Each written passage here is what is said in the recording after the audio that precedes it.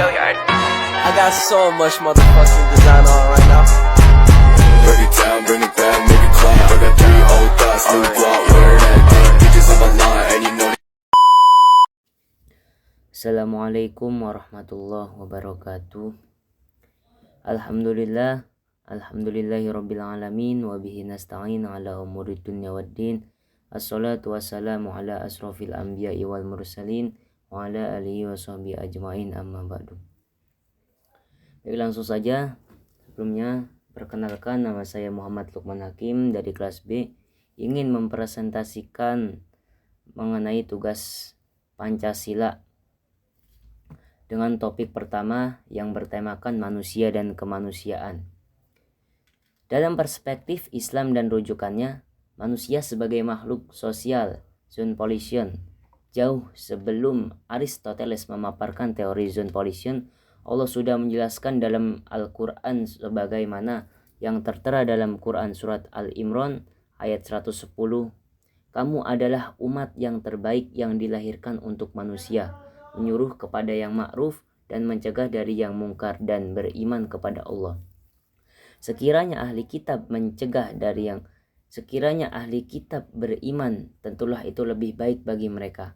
Di antara mereka ada yang beriman dan kebanyakan mereka adalah orang-orang yang fasik. Sebagai makhluk sosial, seorang manusia harus mengutamakan kepentingan bersama di atas kepentingan pribadi. Sebagai zoonpolition, manusia mempunyai tugas yaitu ta'muruna bil ma'ruf wa tanhauna 'anil munkar, menyeru kepada kebaikan dan mencegah dari kemungkaran. Selanjutnya yaitu fenomena atau problem empirik manusia dan kemanusiaan. Jadi ketidaksetaraan ekonomi. Fenomena ini mencakup perbedaan dalam pendapatan dan kekayaan antara individu dan kelompok dalam masyarakat. Data ekonomi dari Badan Statistik Pemerintah seperti BPS, Badan Pusat Statistik di Indonesia, atau sumber data global seperti World Bank dapat digunakan untuk menganalisis ketidaksetaraan ekonomi. Pengungsi dan migrasi. Data tentang jumlah pengungsi, migran, dan perpindahan penduduk dapat ditemukan melalui UNHCR, yaitu Badan Pengungsi Perserikatan Bangsa-Bangsa dan Organisasi Migrasi Internasional.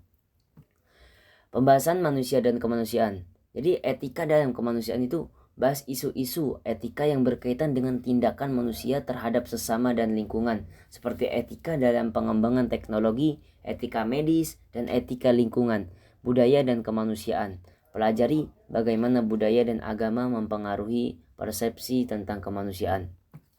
Jadi kesimpulan dari manusia dan kemanusiaan itu nilai-nilai yang diperoleh, yaitu nilai-nilai kemanusiaan penting. Kajian ini menegaskan bahwa nilai-nilai kemanusiaan seperti martabat, keadilan, empati, dan etika merupakan inti dari hubungan manusia dan memegang peran sentral dalam memandu perilaku dan tindakan manusia. Kemajuan dan tantangan. Manusia telah mencapai kemajuan besar dalam berbagai bidang, tetapi juga dihadapkan pada tantangan kompleks seperti perubahan iklim, ketidaksetaraan, dan pelanggaran hak asasi manusia. Memahami dan mengatasi tantangan ini adalah tugas kemanusiaan.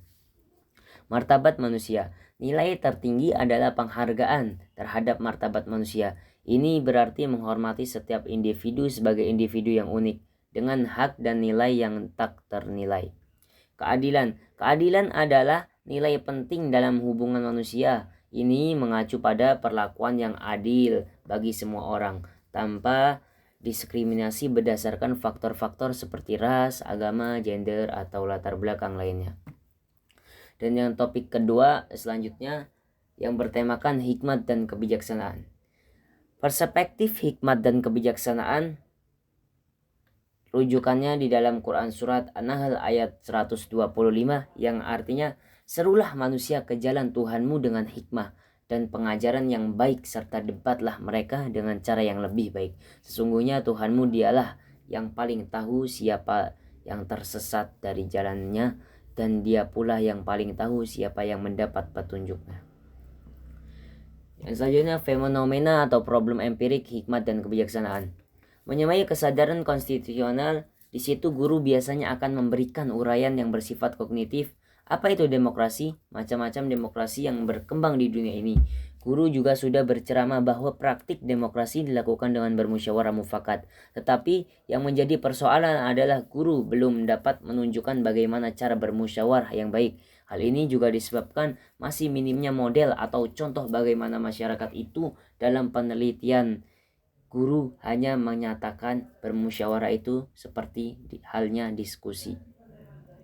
Jadi pembahasan tentang hikmat dan kebijaksanaan ini yaitu hikmat dan kebijaksanaan adalah dua konsep yang sering dikaitkan satu sama lain. Hikmat dapat diartikan sebagai kemampuan untuk menalar jauh ke depan melampaui alam kehidupan di dunia saja. Sedangkan kebijaksanaan adalah kemampuan menggunakan akal budi untuk bertindak menghadapi kesulitan. Dalam kesimpulannya, hikmat dan kebijaksanaan adalah kemampuan yang sangat penting dalam kehidupan manusia. Dengan memiliki hikmat dan kebijaksanaan, seseorang dapat mengambil keputusan yang baik dan benar, menghadapi kesulitan hidup, mempertahankan kesatuan dan persatuan bangsa, mencapai keadilan sosial, dan menjalani hidup dengan kemanusiaan yang adil dan beradab. Jadi kesimpulan dari hikmat dan kebijaksanaan itu, hikmat dan kebijaksanaan dapat membantu kita untuk memahami perbedaan antara yang benar, yang baik, dan yang buruk. Dengan memiliki kemampuan, kita dapat membuat keputusan yang tepat dalam berbagai situasi kehidupan. Kepandaian menggunakan akal budi. Jadi hikmat dan kebijaksanaan itu membantu kita untuk menggunakan pengetahuan dan pengalaman kita dengan bijak dalam menghadapi kesulitan. Dengan memiliki kepandaian, kita dapat mencari solusi yang efektif dan efisien dalam menghadapi masalah. Yang kedua, kesadaran akan kebenaran. Hikmat dan kebijaksanaan membantu kita untuk memiliki kesadaran akan kebenaran dan berani memutuskan yang salah itu salah dan yang benar itu benar.